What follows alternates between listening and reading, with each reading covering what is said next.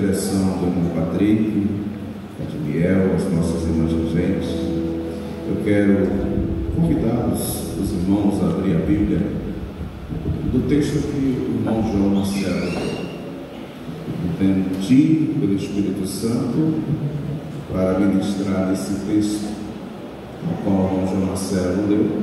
Nós não conversamos, ele leu, o Espírito Santo colocou a palavra no meu coração.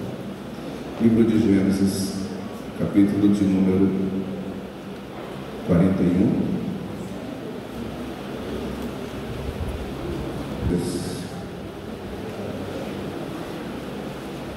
Quero ler o versículo 37, a qual o irmão João Marcelo leu, que diz assim: o conselho pareceu bom aos olhos de Faraó e aos olhos de todos os seus servos. Perguntou-lhe Faraó aos seus servos: porventura poderemos achar um homem como este, em que há o Espírito de Deus? Os nossos adolescentes, repita comigo, por favor. Poderemos, novamente, poderemos achar um homem como este, em que há o Espírito de Deus. Hoje é um culto com os nossos adolescentes, mas com toda a igreja, mas a participação especial dos nossos adolescentes. O livro de Gênesis, o Espírito de Deus fez com que Moisés escrevesse esse livro, e um terço do livro de Gênesis, que abrange 93 anos, vai falar da história de José. Desde o capítulo 35 até o capítulo de número 50, ou perdão, do 37 até o 50, nós vamos ver aqui sendo descrito a história desse patriarca. E aqui nessa parte, a qual o presbítero João Marcelo leu, vai até a parte onde Deus vai trabalhar na vida de José, fazendo com que ele, com 30 anos de idade, seja um dos homens mais poderosos, um dos homens mais poderosos da terra conhecido naquele tempo. O Egito era um império poderoso. Dentro da história humana, é considerado uma das primeiras potências mundiais na história da vida humana. Nós vemos, e eu quero com os adolescentes que aqui estão, extrair aqui da vida de José alguma coisa para a vida de vocês, para a caminhada da vida de vocês.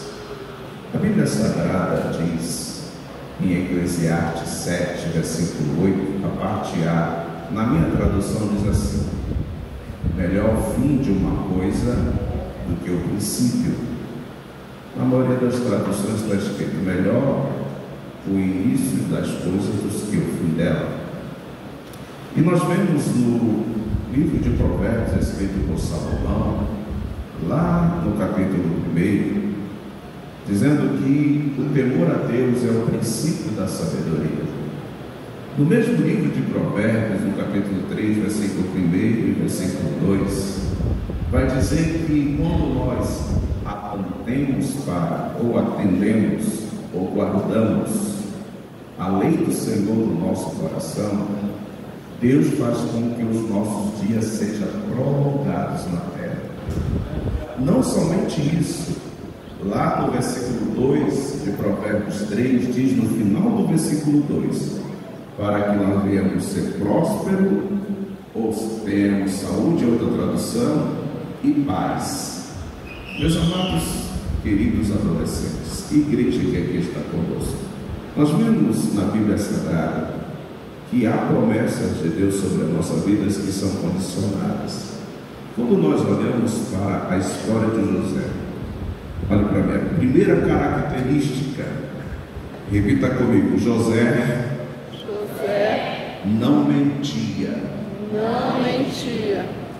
José, apesar de ser um adolescente, a Bíblia vai começar a tratar da história de José quando ele tinha 17 anos de idade.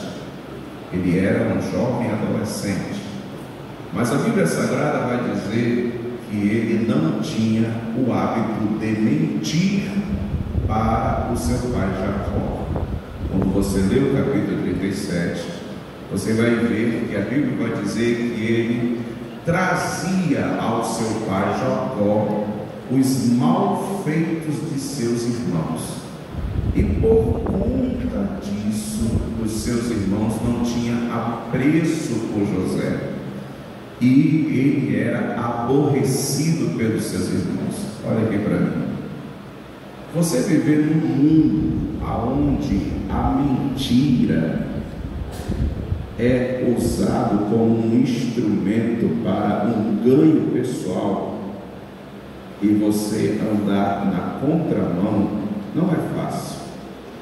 Eu, você, todos nós, seus pais, a igreja que aqui está, nós vivemos em uma sociedade que a mentira é exaltada, a mentira ela é usada, e muitas vezes para um ganho pessoal as pessoas usufruem da mentira. Só que quando nós usufruímos da mentira, nós vamos estar usando uma arma do diabo, inimigo das nossas almas. Jesus diz lá em João capítulo 8, versículo 44, que o pai da mentira é o diabo. Então José, ele, durante a sua vida, ele vai estabelecer o princípio de não mentir. Então é algo que eu e você devemos meditar e aprender com José. É muito bonito nós ouvirmos que ele, com 30 anos de idade, se tornou governador do Egito.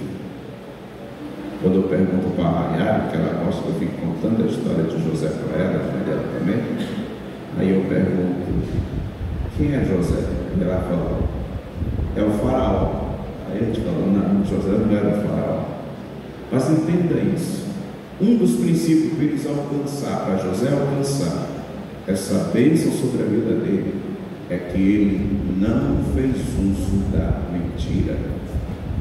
Meus queridos, não é fácil, mas nós podemos conseguir vencer essa tentação do maligno de algumas vezes querer usar a mentira para se sair de um problema ou ter algum ganho. Entenda que nós não teremos nenhum ganho usando a mentira. A segunda coisa que eu observo em José, no capítulo 37, repita comigo, José. De novo, José. Era obediente. Entenda bem. Os irmãos de José pegaram o rebanho dos seus pais e foram para as pastagens de Dotã. Não era perto de onde ele morava, era longe, ok? E quando o pai pediu para José, vai atrás dos seus irmãos, porque já faz alguns dias que eles não vêm para casa, estão com o rebanho, eu quero saber notícia deles. José prontamente, olha aqui para mim, prontamente obedeceu seu pai. Aí, olhe para essa pessoa que está ao seu lado, que tem um sorriso mais lindo da terra. Você é adolescente, jovem, diga assim para ele: você está obedecendo a seus pais?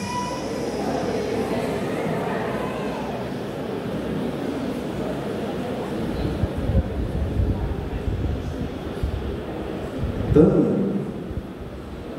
veja a exemplo de José. José prontamente, muitas vezes a mãe vai pedir para a filha: minha filha, vai ali lavar a louça.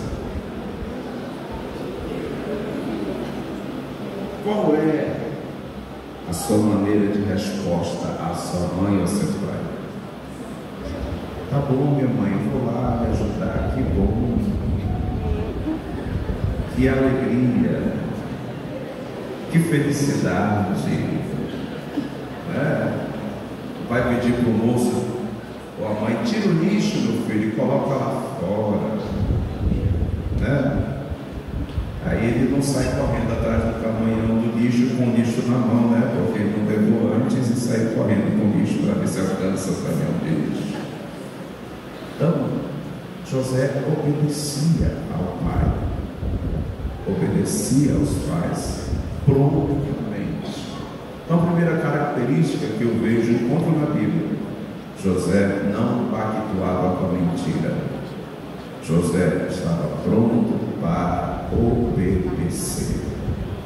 Nós vemos que, diante disso, Deus, conhecendo o coração de José, e só mais tarde ele veio entender isso, ele teve sonhos. E nesses sonhos Deus estava mostrando o futuro do que Deus iria realizar na vida dele. Mas ele não entendeu. O pai Jacó, quando você lê o capítulo 37, vai dizer que ele guardava isso em seu coração. Mas os seus irmãos, diz a Bíblia, o odiavam. Na minha tradução, que é a edição brasileira, eu não se lembro agora da outra tradução como está, mas na minha tradução está a palavra ódio. Olha aqui para mim. Servir a Deus neste mundo com fidelidade, guardando a palavra de Deus no coração, se esforçando para obedecer a Deus, não significa que você vai agradar a sociedade, os colegas de escola, as pessoas que estão ao seu redor, mas você vai estar agradando aquele que tudo pode. Você vai estar fazendo a vontade daquele que tem poder de abençoar, prosperar a sua vida e fazer de você uma bênção sobre esta terra. A Bíblia Sagrada diz que os irmãos de José, quando viram de longe, quiseram lhe tirar a vida. E ele então, Rubens, o mais velho, disse: não vamos derramar sangue do nosso irmão. E jogaram ele dentro de uma cova. A Bíblia Sagrada diz que Rubens sai para tentar pensar uma maneira de livrar o seu irmão José para devolver aos braços de seu pai Jacó. Mas Judá, que era o segundo mais velho, viu junto com seus outros irmãos uns ismaelitas, uma caravana, e eles então venderam seu irmão José. José tinha 17 anos de idade. E quando ele foi vendido e foi para o Egito, no capítulo de número 39 de Gênesis, no versículo 1 vai dizer que ele vai estar lá no Egito, onde os escravos eram vendidos, e Potifar compra ele. No versículo 2 ou 3, eu não estou lendo, só estou passando para vocês, porque eu já li várias vezes a história de José. Mas no 2 ou 3, no capítulo 39, vai dizer que Potifar via Deus em José. Então repita comigo: a presença de Deus era visível em José. Agora, dinamicamente, olhe para essa pessoa linda que está ao seu lado e pergunte para ela: as pessoas estão vendo Deus na sua vida? É uma resposta que só você pode responder. Se as pessoas estão vendo Deus na sua vida. Potifar, diz a Bíblia Sagrada, e não foi somente Potifar. A Bíblia Sagrada diz que Potifar viu Deus na vida de José. E mais, quando Deus está na nossa vida, quantos querem ser uma bênção aqui? A receita está na Bíblia. A Bíblia nos revela que aonde José colocava a sua mão, Deus prosperava. Aonde José, se José era colocado na cozinha, o feijão não queimava. Se José era colocado na plantação, a plantação rendia. Se José ia tomar conta do gado, o gado crescia. Se José, em tudo aonde colocava José, Deus prosperava. Diz a Bíblia que Potifar, vendo isso, entregou tudo na mão de José. Eu vou pular uma parte da história, que não é essa a questão que eu quero falar nesta noite, mas ele foi caluniado, foi perseguido pela mulher de Potifar, ele venceu a tentação. Olha aqui para mim. Quando as pessoas veem Deus na nossa vida, Satanás vai levantar pessoas para tentar roubar a presença de Deus na nossa vida. Guarde isso no seu coração. Quando as pessoas olham para nós e veem Deus na nossa vida, Satanás vai levantar pessoas para tentar tirar a presença de Deus da nossa vida.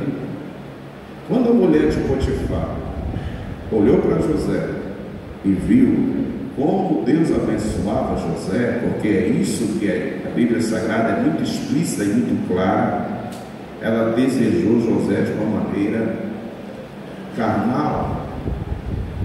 Qual foi a resposta que José deu para esta mulher? José disse para ela: eu não posso pecar contra o meu patrão, mas principalmente contra o meu Deus.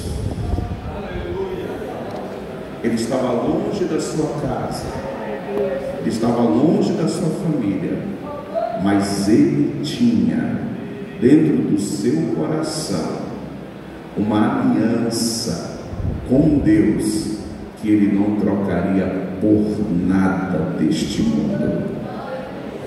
Então, um adolescente, jovem, igrejas, irmãos que é cristão, o inimigo muitas vezes vai preparar, mostrar para vocês de maneira em caráter de tentação algo para tirar de você a presença de Deus, para tirar de você a aliança do Senhor. Então, não abra mão disso, não faça isso. É melhor ir para a prisão, mas com Deus, porque chegando lá, Deus também vai estar lá, do que perder a presença do Senhor. Já estou chegando aqui onde o João Marcelo leu. Diz a Bíblia que quando José chegou na prisão, Deus prosperou a prisão.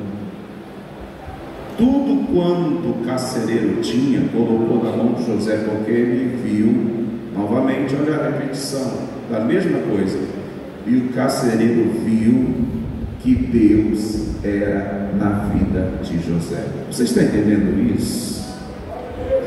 Isso é coisa linda. Seja aonde for, seja na casa de Potifar, seja no cárcere, seja onde for, a coisa mais linda é a pessoa olhar para mim, para você dizer: você é crente, você é diferente e Deus é na sua vida. Então preserve isso, guarde isso no seu coração, guarde isso na sua vida, preserve isso na sua vida. José, dentro do cárcere, teve dois homens, o copeiro Mó e o padeiro Mó. Os dois foram presos, os dois tiveram um sonho na mesma noite, e ali eles estavam perturbados quando José foi levar o alimento diário para eles se alimentarem, até vir o veredito de Faraó. E quando eles contaram o sonho, que eu vou pular o sonho, José falou para eles o significado daquele sonho. Mas ele disse: o Deus da interpretação. Novamente eu vejo, tanto na casa de Potifar, José na casa do pai dele exaltou a Deus. José na casa de Potifar exaltou a Deus. José no cárcere exaltou a Deus. Então, aonde você estiver, seja qual for o momento da sua vida, exalte ao Senhor Deus na sua vida. Amém. E aí então, passados-se 2 anos, cumpriu-se o sonho daqueles dois. Um foi morto e o outro foi restituído ao seu cargo. Aí um texto a qual o João Marcelo leu, vai ser um texto a qual Faraó teve um sonho. E este sonho ele não conseguiu entender. Chamou todos os sábios do Egito para que viessem interpretar o sonho, e eles não conseguiam. O copeiro mor chega diante de Faraó e fala: naquele tempo que eu, na Bíblia Sagrada, na tradução que está aqui comigo, vai dizer que o copeiro mor vai confessar: no tempo em que eu pequei contra ti, ó Faraó, e que eu fui para o cárcere, lá encontrei um homem, a qual eu tive um sonho, e também um padeiro mor, e aquilo que nós sonhamos ele interpretou, e se cumpriu da maneira que ele falou. A Bíblia Sagrada vai dizer que Faraó manda chamar José.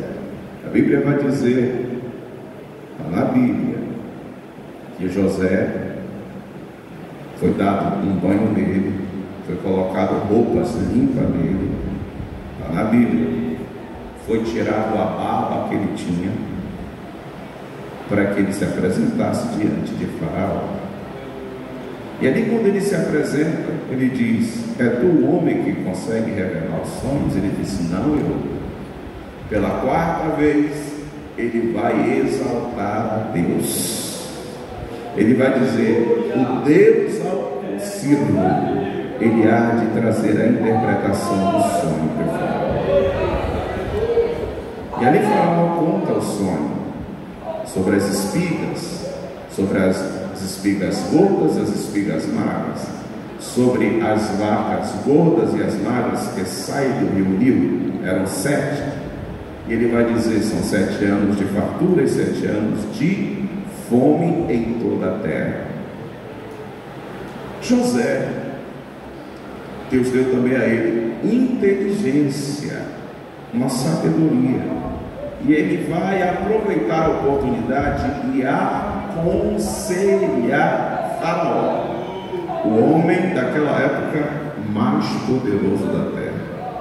Faz o seguinte, Faraó: dentre os teus servos, pegue um homem, e este homem venha administrar tudo o que é cultivado na terra do Egito, e tire 1/5 de todas as coisas.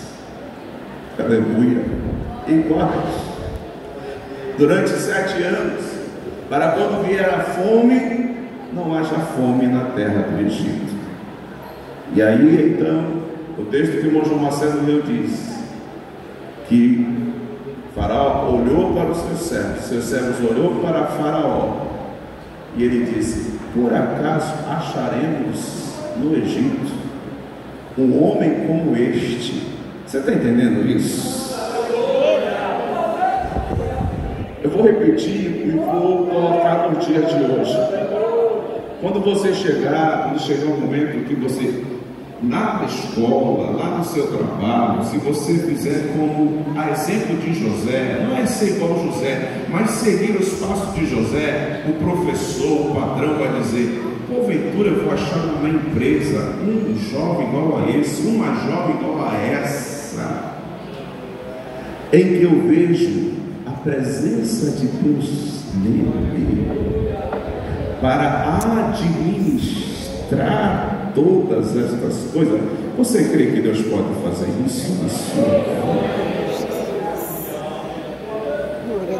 Então, faça desta maneira. Entenda uma coisa. E ali então foi colocado um anel Faraó tirou o anel do dedo dele, que era um anel real, que tinha o selo real, e colocou no dedo de José. E disse: somente a mim, somente eu, em toda a terra do Egito, sou maior do que tu. Você está entendendo isso aqui nesta noite? Até Potifar teve que bater continência para José. Por quê? Porque José exaltou a Deus. Como o Espírito Santo fez com que o João Marcelo lesse até esse ponto, então só vou até esse ponto na vida de José. Mas eu espero que você tenha guardado o que nós aprendemos e que a Bíblia ensina. Leia em casa, leia toda a história de José. Temos muito mais coisas que nós podemos aprender na vida de José, mas eu encerro dizendo o seguinte: Faraó era o senhor do Egito, e ele então deu uma esposa para José. Ela era filha de um sacerdote, de um dos deuses adorados no Egito. E esta mulher teve 2 filhos. O nome do primeiro filho era Manassés, e o nome do segundo filho era Benjamim. Sabe o que eu quero dizer para você? Que José conseguiu manter dentro da casa dele a adoração a Deus. Os nomes dos filhos deles não foram nomes egípcios, mas foram nomes hebreus que exaltavam a Deus. E esses 2 filhos fizeram parte das 12 tribos de Israel. Você está entendendo aqui? Deixa eu explicar nas entrelinhas para você. Mesmo que Deus te abençoe, seja onde for, você seguindo essa receita que José nos traz, aonde Deus te abençoar, e vai chegar um momento que a bênção vai ser tão grande, não se corrompa, não perca a sua identidade de cristão, não perca a presença de Deus na sua vida, continue sendo o mesmo. Aleluia. Eu disse que você até aqui, mas eu vou falar uma coisa: no final ele foi profeta. No final da vida dele ele profetizou, ele disse: Deus há de visitar o nosso povo, e quando Deus visitar, leve meus ossos daqui para a terra que Deus tem prometido ao nosso pai Abraão. Levante-se, por favor, ficar de pé.